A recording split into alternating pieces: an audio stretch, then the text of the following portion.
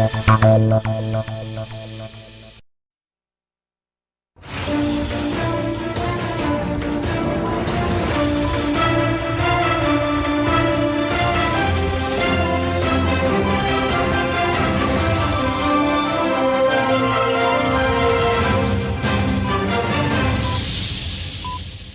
evening and welcome to News 360, live from our studio here at Adesawe Kanda in Accra. I am Martin Asiedu Date. And I'm Grace Hamwa-Juman. Coming up tonight.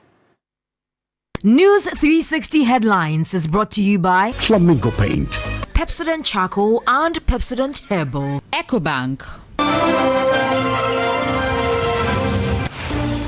Over 211,000 delegates of the New Patriotic Party set to elect a flag bearer for the 2028 polls.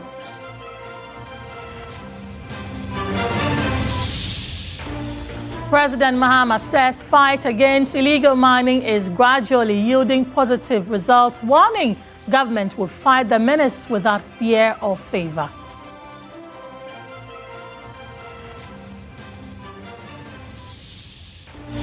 Also coming up, veteran journalist Gifty Afenyi-Dadzie urges media owners to invest in safety equipment amid rising attacks on journalists.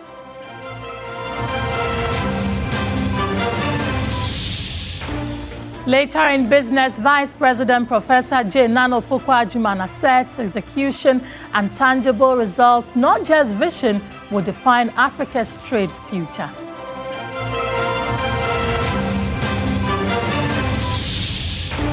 And on the international front, United Nations Secretary General Antonio Guterres warns of imminent financial collapse due to member states not paying their fees.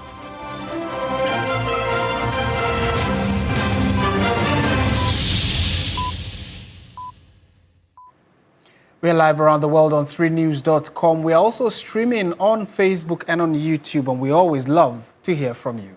On DSTV, we're live on channel 279. Let's begin the bulletin with journalist safety, and a veteran journalist and former president of the Ghana Journalists Association, GJA, Gifty Afenyi-Dadzie, has called on media house owners to invest in safety equipment for journalists. Speaking at a high-level stakeholder engagement on journalist safety in Ghana, she said it is deeply troubled by the rising attacks on journalists, including by security agencies, and urged that all identified culprits be interdicted and prosecuted.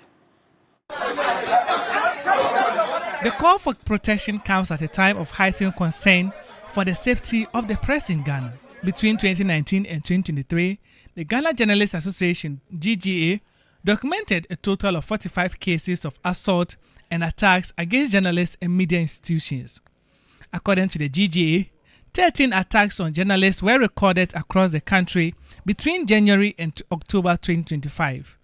The latest incident involves the assault of Media General's Northeast correspondent, Solomon Kanewuli. Speaking at a high-level stakeholder engagement on journalist safety in Ghana, veteran journalist Gifty Afenyi-Dadzie expressed concern about recent attack on media personnel. I will call on media owners, despite your political polarization, and when attacks come, please stand up, back the GJA, make sure you make open statements. You see, when you do things backdoor, people don't get the input. But I will plead with you that no matter what your polarization is, this is a fight for the nation. It is a fight for our democracy. It is a strategy to go back, put us back into the dark era of domestication. She called on owners of media houses to invest in safety equipment for journalists. Let this meeting send a clear message to those who hide behind uniforms to abuse power. Journalists will not be silenced, and impunity will be confronted head-on.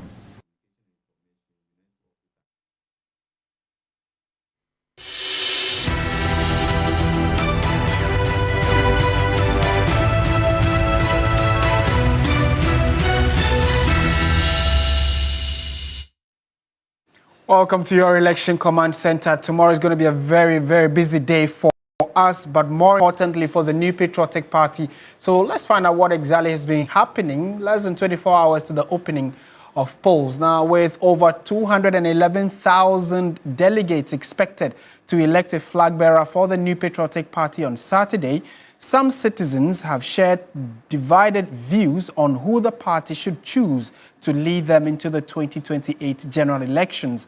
While some believe Dr. Mahmoud Bawumia is proven and tested as the competent one, others say that the party needs Kennedy Agyapong, who would create jobs for the many unemployed youth and present a tougher contest for the NDC in 2028. I'm thinking about Bawumia should, still lead the party. But, when Kennedy go to the top, and when Kennedy becomes a president one day, maybe when things are not going on, no one can control Kennedy because we know how he is. He's a man of himself, and sometimes he doesn't listen to anyone. He takes in action whatever he likes. For me, my view is Dr. Bawumia will lead NPP to 2028 victory because he's credible. He's very, very credible. And in fact, as a party, you can't even change your candidate just like that. Whoever you bring, I don't know how you are going to market him, so I think I'm going for Dr. Bawumia. What be dear Kunyam we say? Dear maintain one. We are MPP. Me have full MPP. But some of the Bama. Me boni baba teta ndi mati. E be to MPP. Se subi o se den. Some of the Bama. Boni baba teta ndi. Oh mati. E be to MPP. We are one opposition ye den. Me your press manager o circle. Number 2 market. Ona mo. We go the force. Enti o mo fa Kennedy ama. Wo nipa be mpem miensa. E be to tia no. Oh wow. Yeah. E be to MPP. Ghana, you try judge, anye. You try lawyer, Akufo-Addo, anye. You try economist, anye. You pay business mind. When America here, America, a business mind. China president, Odidja, Odidini. And the minister say, Obi Odidja, everybody Ghana so. Pressure manager is telling NPP that if they do not bring Kennedy Agyapong, he is going to marshal some 3,000 people to vote against the NPP. One year to man, what's the name? Where do I kuku ano kwa Bawumia na yeto abanama no. Number 3. Nyame bo ochina. Obi ankotuma Bawumia number 3. Ya ton dada. Yempe ayibia. Okay.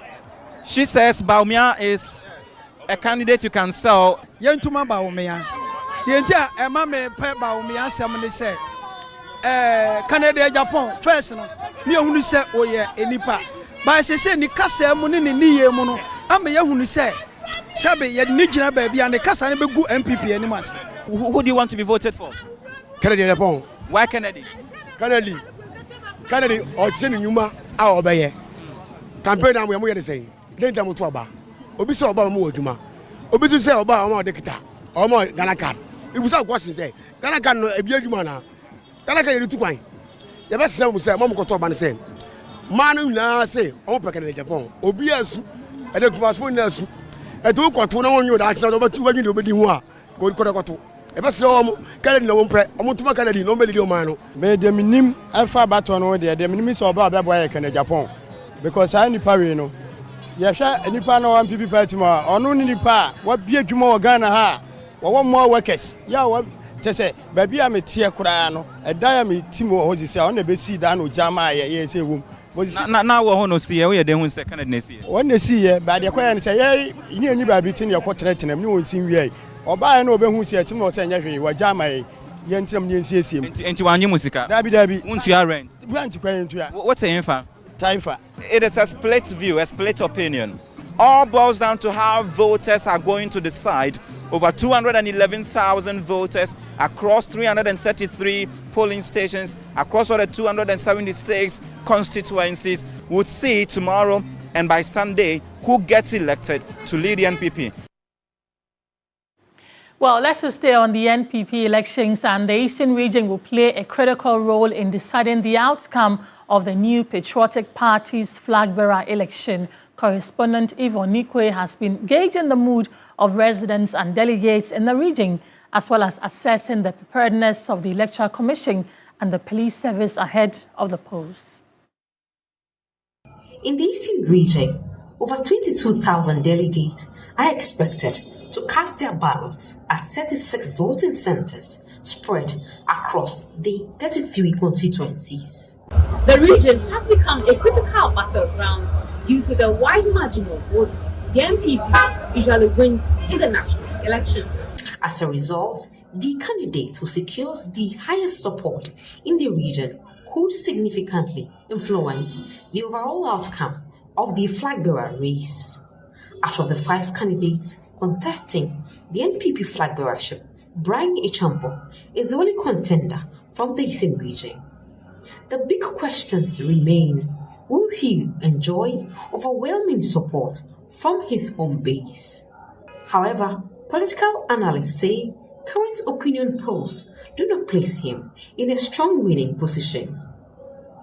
Ultimately, delegates will decide who earns the mandate to lead the party into the next phase of the political contest this Saturday. We want somebody who can come and unite the party. For the better for the party.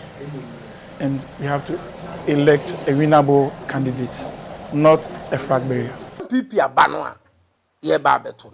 Obia Penedachi, and in the Ma, any of mine ye. The Eastern Regional Secretary of the NPP, Tony Osei Ej, has cautioned delegates to strictly adhere to the rules governing the party's primaries to ensure a peaceful and credible exercise. The election is going to be free and fair. That's why all the voting centers are in the open.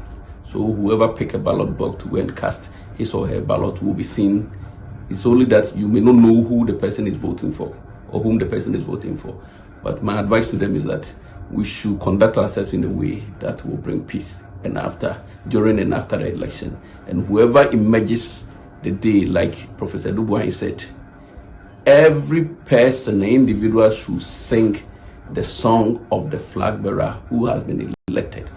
Electoral Commission Regional Director John Apia Bafo has assured all laws governing electoral operations will be strictly enforced. The elections are governed by laws, so they should make sure that they are conversant with the laws, with the guidelines, so that they don't come there to disturb.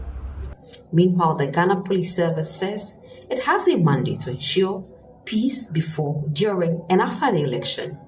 The Eastern Regional Police Commander, DCOP Joseph Owusu Bemba, says the police will not countenance any acts capable of disrupting the process. Tomorrow is not a day for macho men. So if you come and you misbehave, you'll be arrested, and now the IGP has retreated. That when one of you is arrested, don't call me the IGP. So those who are going for the post, they are not fighting. The one who is down there, you want to go and create problem, they don't know you. So when you are incarcerated, they will not come. In fact, they don't know you exist. Well, we're staying on the NPP and in the Bono East region, where over 7,800 delegates are expected to cast their votes. The Regional Police Command has assured that it will ensure maximum security for the polls. Belinda Tete reports. To ensure a peaceful primaries, about 825 police personnel have been deployed across the Bono East region. We deployed 825 personnel across board. We have 75 for every polling station. Outside is also made provision for rapid response to take care of any issue that may crop up in the course of the voting. The security for this election is solely and exclusively made for the Ghana Police Service. So we are not expecting any third force in terms of this election. The Electoral Commission has also declared its readiness to conduct a seamless process. Everything has been handed over to Electoral Commission. So we are in fully charge of the conduct of the election. No party executive, election committee again. So we are going to handle it the way we have been handling normal elections. Some 7,840 delegates will vote in the Bono East region. Belinda Tete, TV3 News, Bono East region. Well, if you have admiration for the prophetic, this story is for you, because the main opposition New Patriotic Party's flag bearer election has moved beyond the usual promises and delegates mobilization, as predominant conversations have shifted towards a clash between prophetic and statistical predictions. While the polls are projecting win for Dr. Bawumia, a divine message has pronounced Kennedy Agyapong as a 2028 flag bearer for the party. Christian Yale looks at what impact these can have on the outcomes of the race. Those who are connected start jubilating. Ibia and Sesa, the flag bearer of the New Patriotic Party, is Kennedy on Japan. This prophet, Bernard L. Bernard Nelson Nishan, has seen and heard from the divine oracles, and what he says is not human. Do not take them literally. In the past, his declarations on national politics have often generated debate, and he has yet again received traction for predicting a win for Ken Agyapong in the NPP flag bearer race. Prophecy is too high for the natural mind. It is not an expression of intellectual wisdom. Neither is it an exposition on experience. When you sample accurately and you deploy a random techniques, right, what you get across a sectional period will not vary significantly unless there's a big shift. On the side of data stands Musa Dankwa, who has built a strong reputation for largely accurate polling in recent elections. He disagrees with spirituality on this matter and says science is proven and tested that Dr. Bawumia will win with 57% ahead of Kennedy Agyapong, who trails with just 28%. We have spoken to people randomly, and this is the voice of the people. And we say, well, it's the voice of God. Anywhere else in the world, they don't fight the polls. The polls are done credibly with the right methodology and approach. While the polls point to one direction, prophecy leads to another. Who wins in the end? But before that is answered, these two figures have put their reputation on the line. I'm putting 27 years of hearing and seeing, 18 years of pastoring the church in Accra on the line. When you are dealing with God, remove if. There was no difficult election for me than Akwetia. Why am I saying Akwetia? We only had 2 polling cycles to make predictions based on two polling cycles. The trend wasn't established. Trend Ninihoa, you put everything at risk. Yeah. We have tracked this poll for 5 good months. The trend is there. The trend doesn't lie. And the trend is so current. Supporters and followers of Musa Dankwa and Prophet L. Bernard have interest in the outcome of the election and whose reputation might be slaughtered. Polls can measure sentiment. Prophecies can inspire belief, but neither of them casts a ballot. Responsibility lies with delegate Christian Yale, TV3 News. Right, so trust your election command center to give you coverage right from the morning throughout key point up until the last ballot is cast, sorting and counting and declaration is done. All will be live here on TV3 and all our sister stations, so do make a date with us. Staying on politics though, we are swinging to the camp of the New Patriotic Party from the NPP now to the NDC, where analysts predict a pushback against the NDC's decision to bar government appointees from contesting party positions, though many agree it is a step in the right direction. The directive announced by General Secretary Fifi Kwete on Thursday forms part of a wider reorganization plan under the party's constitution. Any person seeking to contest for a party position who currently holds an office to which he or she was appointed by the president or government must resign from that office. The new rules require any government appointee seeking party office to resign at least 6 months before contesting. Political analyst Dr. Samuel Efriye argues that it is irrational to abandon a well-paid government role for party allowances. How can you leave your position in government to come and do, because party work you don't pay? What I know is that few of them maybe strategic positions where they give some allowance, but they don't pay you. So any rational being will not go in for, except that maybe the person wants to pursue some political agenda. He adds that the move is strategic. The NDC is being strategic and don't want to lose any opportunity in the next election, looking at the situation where the president will not be going again. So we have to pick some people within the party.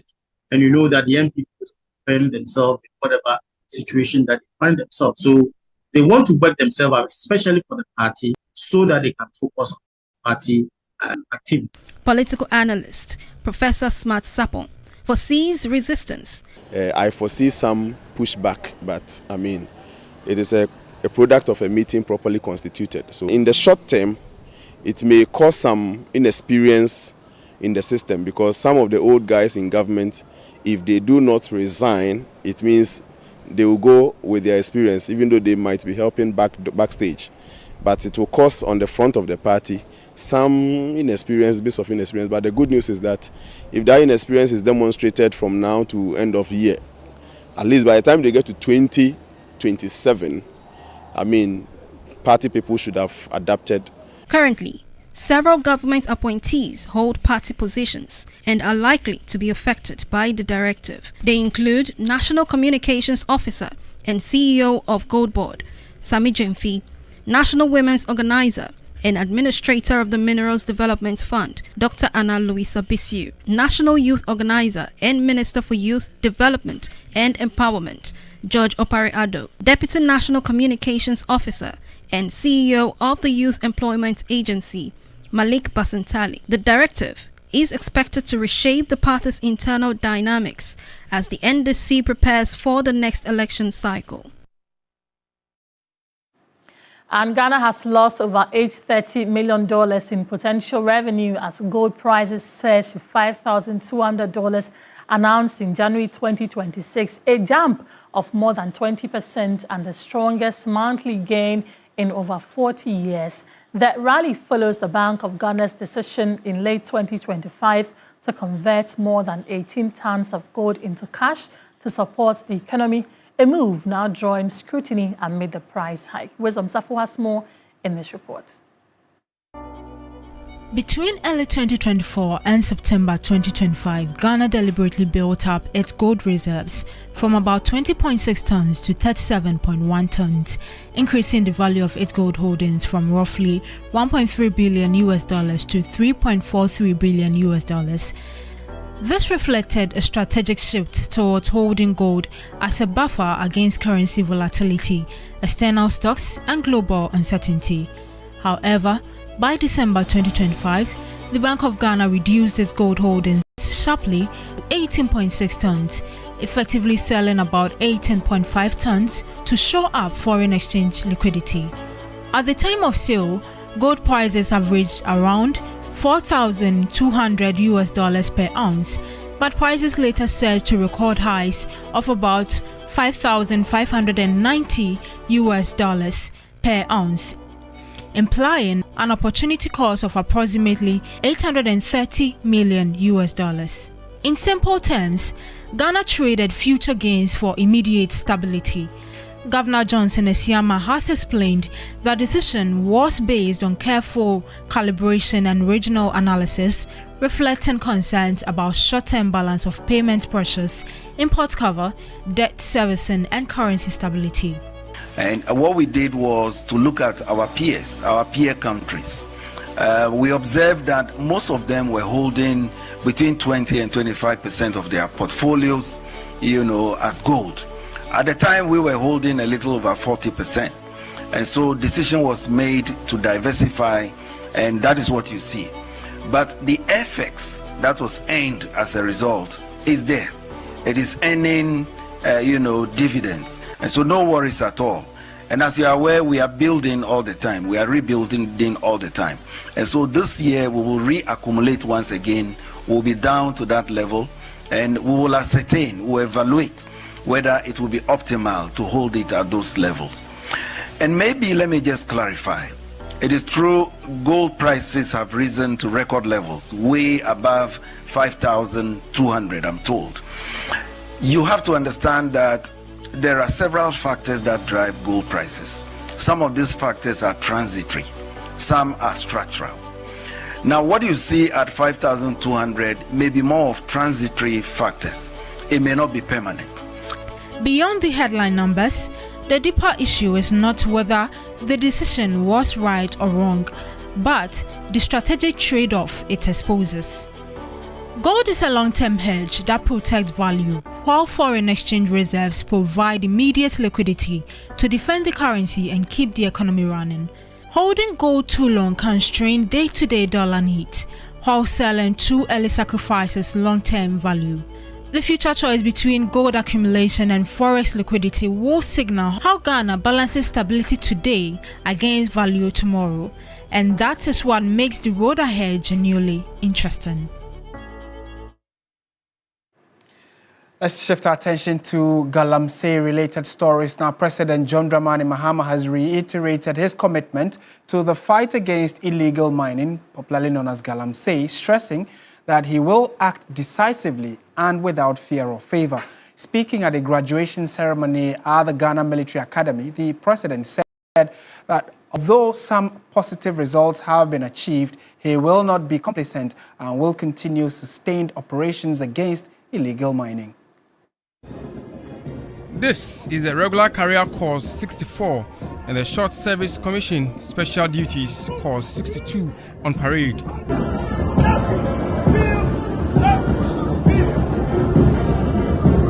The reviewing and commissioning officer, President of the Republic of Ghana, John Dramani Mahama, arrived dressed in an Air Force uniform.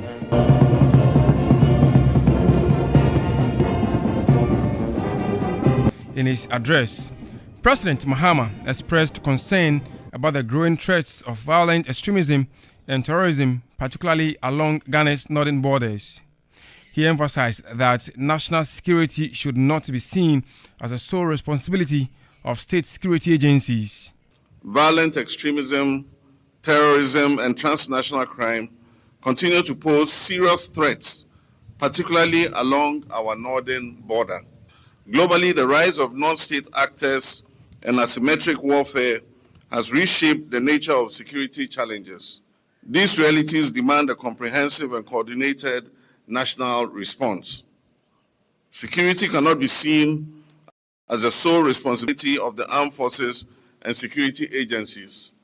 It is a shared national duty. Citizens, communities, traditional authorities, civil society, and government must work together to protect the peace and stability we all so cherish.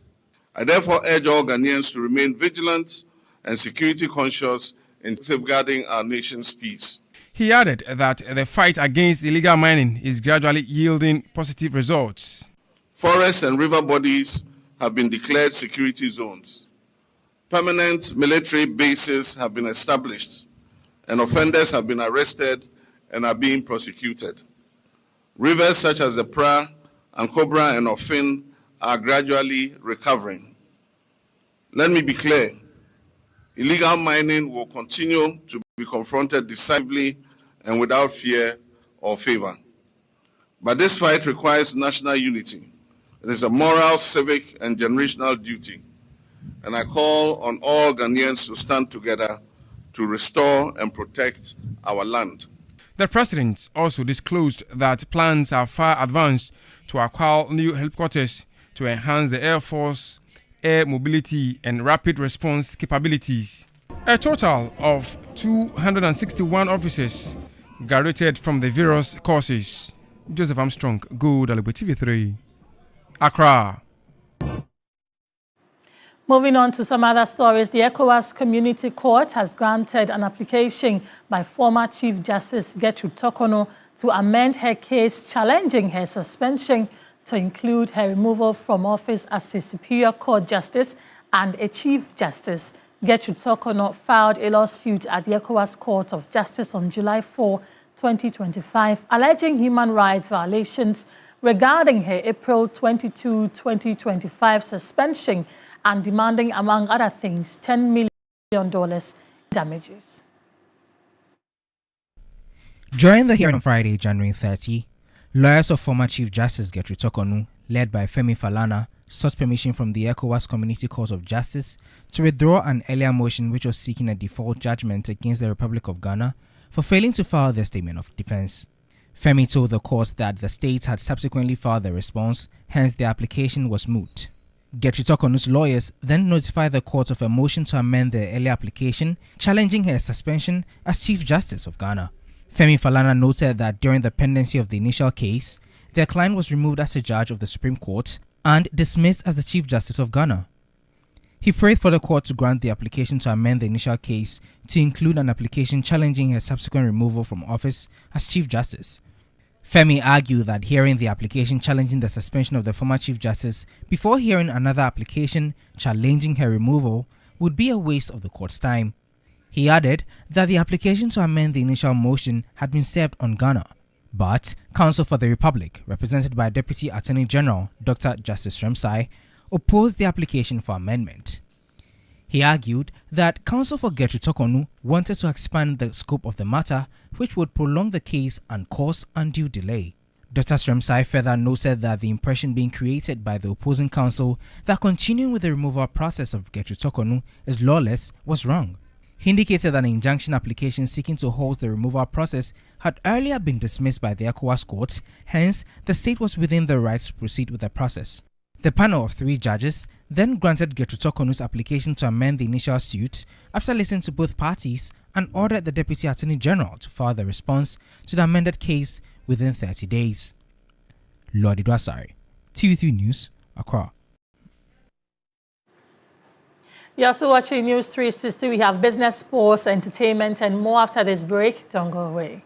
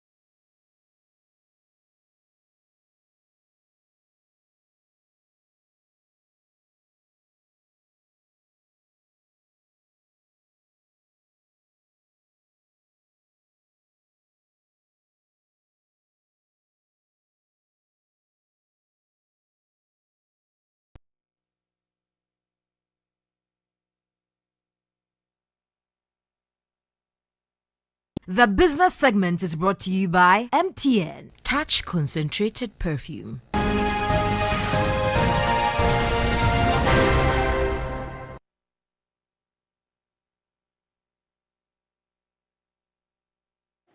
Good evening. Welcome to the business segment on News 360.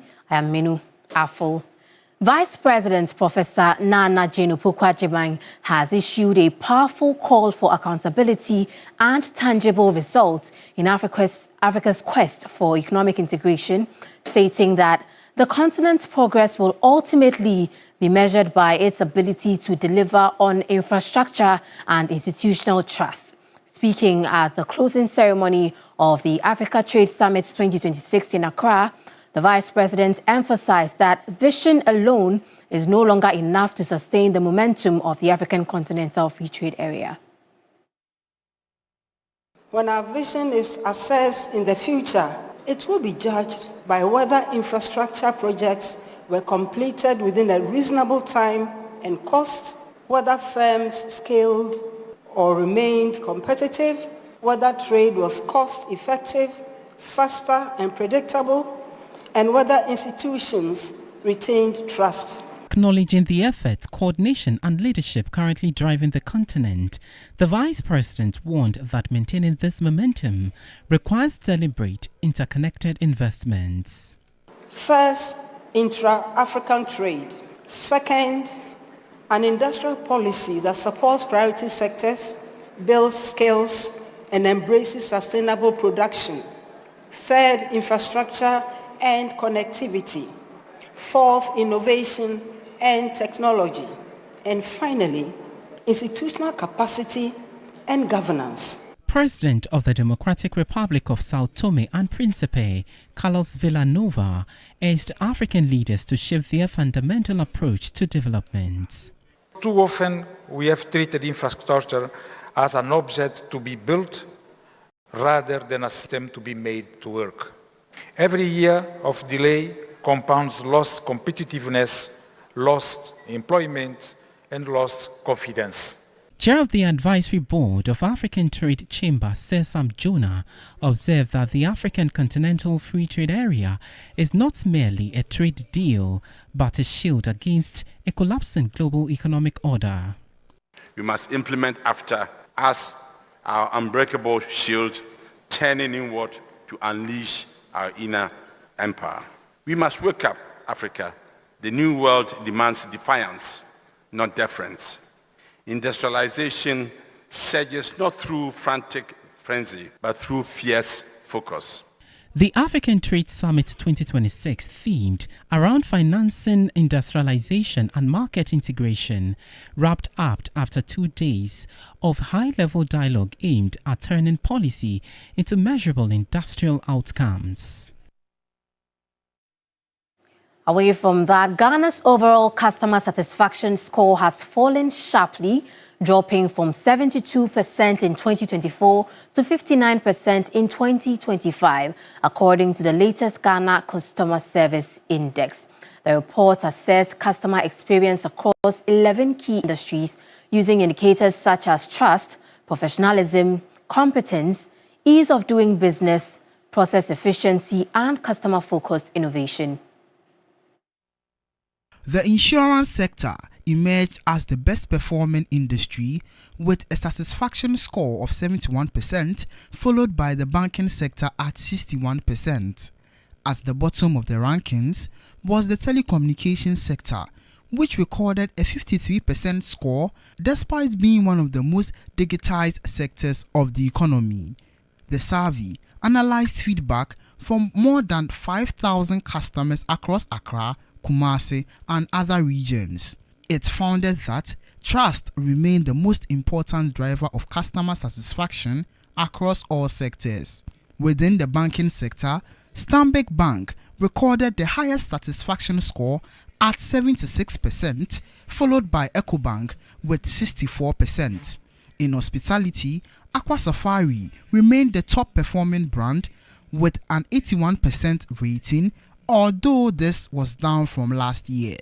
Utilities ranked among the top 4 performing sectors with Ghana Water Limited emerging as the best performing utility.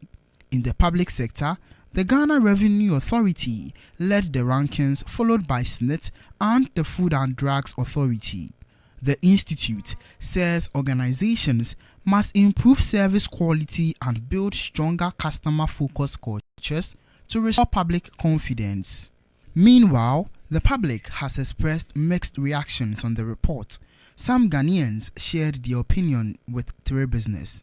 The way and manner that they treat their customer is totally bad, especially those that have been employed to render service to their customers. I need more improvements in the industry that we are right now. When you check the throttle that is going on, and also when you enter the bank, how people attend to you is professional. We'll end the segment now with updates from the Forex and commodities markets. I am Minu Afo.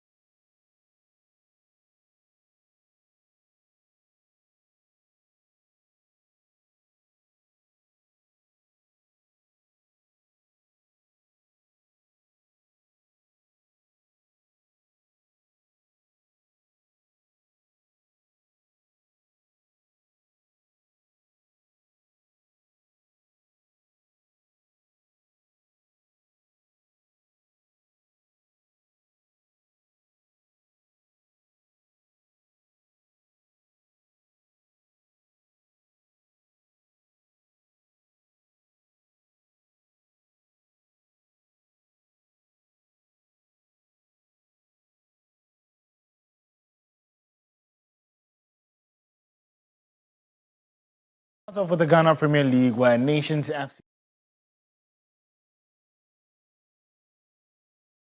123-day unbeaten run thanks to Captain Razak Simpson's brace in what was a reverse of the outcome of their first round clash. Black Stars defender Simpson stole the show to secure a 2-1 win over the Moving Yellows at the Dr. Kwame Chase Sports Complex at Abrankese. Midiama made their intentions known early by taking the lead within the first 10 minutes when Kingsley Bray connected well with Fusey Taylor's corner kick to head home from the back post. Nations leveled through Simpson from a corner kick before he then stepped up to calmly slot a penalty home 2 minutes before the break.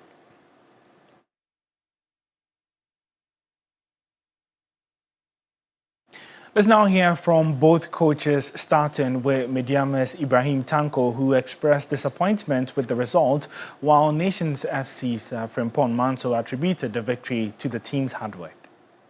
No, I think we after the first goal, definitely we allowed them to take every ball, second balls, all the second balls they won. So, and the pressure was too high, and I don't know why, but I mean, this is a game. Anyhow, you are going to lose a game, but I think here is very painful. No, I think you can see the atmosphere around the stadium. I think we needed these points, and I think we worked very hard for it. It's not something that came by chance. We worked very hard for the win. Let's head to Europe now, where Benfica will face Real Madrid again, this time in the Champions League playoff, just 3 weeks after their dramatic league phase encounter.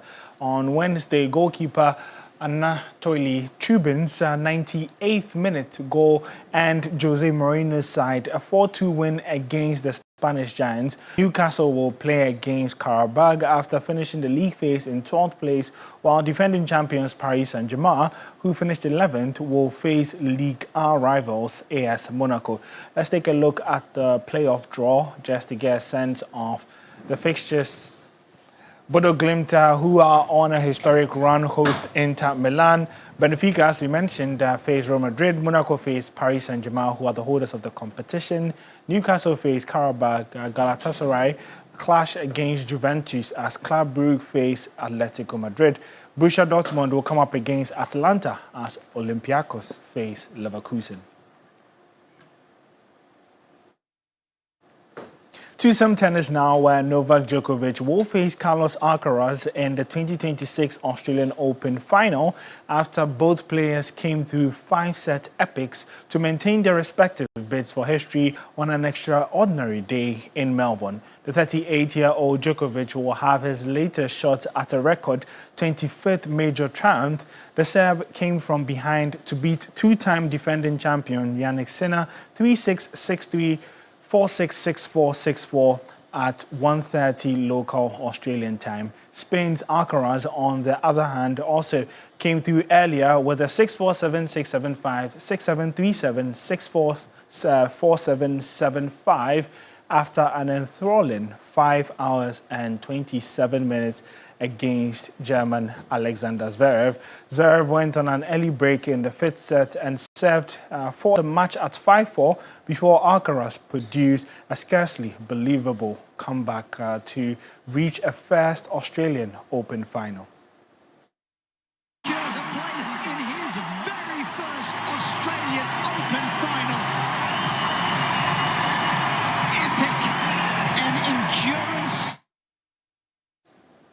Quite a tasty set of semi-finals, and we'll be expecting much more in the final on Sunday. That's how we wrap up the sports segment here on News 360. My name is Ore Kwampofo.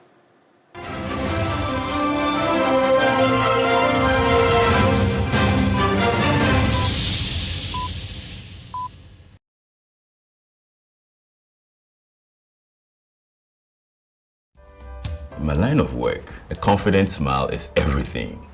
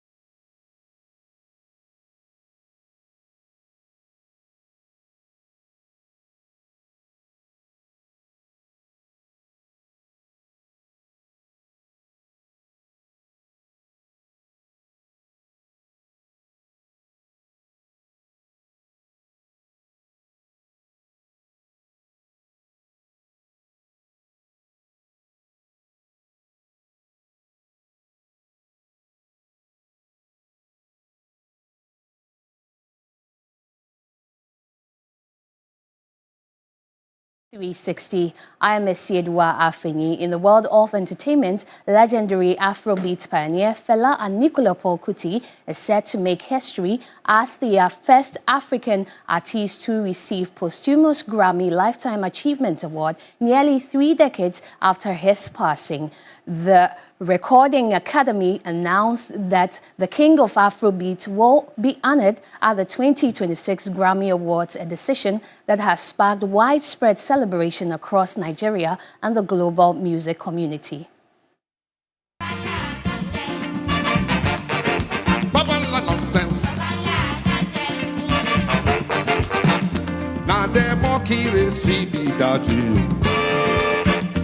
The Recording Academy has named Fela Anikulapo Kuti among the recipients of his Special Merit Awards, recognizing his groundbreaking contributions to music and culture decades after his passing in 1997. Widely regarded as the creator of Afrobeat, Fela blended traditional African rhythms with jazz, funk and highlife, using his music as a powerful tool for political activism.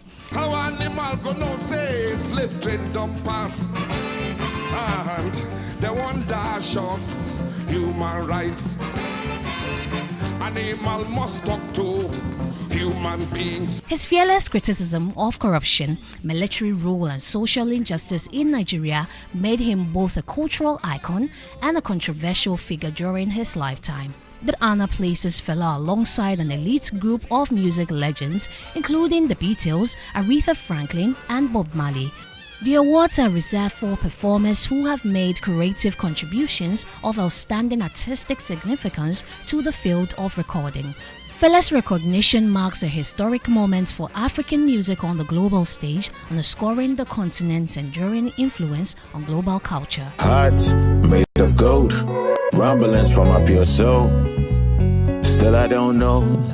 Award-winning Ghanaian rapper Manifest says chart positions and streaming figures do not influence his creative process, stressing that his focus in the studio is on artistry rather than numbers. Speaking on his approach to music making, the God MC composer explained that while statistics are inevitable in today's industry, they only become important after the music is released. Renowned Ghanaian recording artist Strigmatic has advised budding artists to feel confident saying no to contract terms they disagree with. He believes taking such a stand can help prevent future misunderstandings and disputes that often arise between artists and their record labels.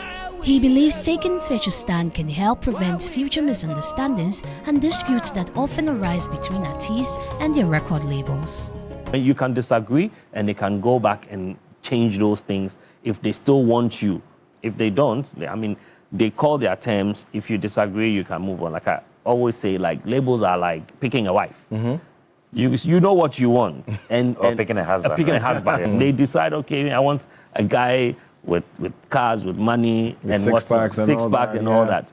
If you don't have, and you still want the woman, it is your own decision. Mm-hmm.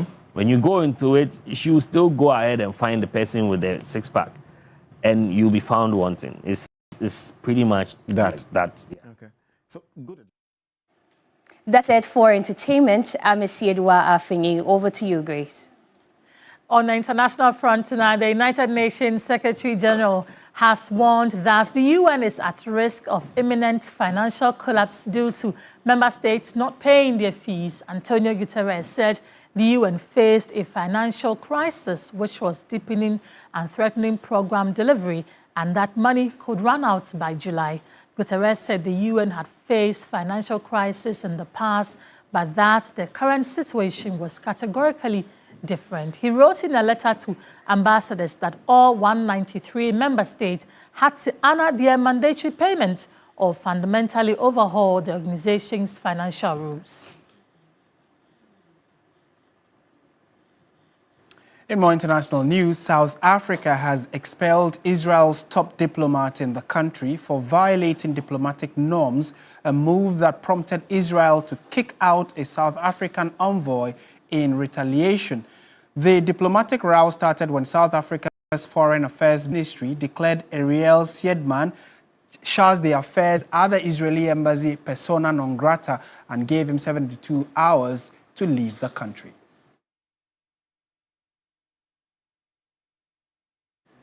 There's more news on our website, 3news.com. That's it for the bulletin. Thank you very much for watching. I am Martin Asiedu-Dati. And I'm Grace Hamwajiman. Don't forget, the NPP Flag Bearer Primary is on tomorrow from 7 a.m. We are here at your Election Command Center, bringing you all that you need to know from all across the length and breadth of the country. We decide whether it is Team Prophetic or Team Science. Statistics. Yeah. Stay with us. There's more to come. Bye for now.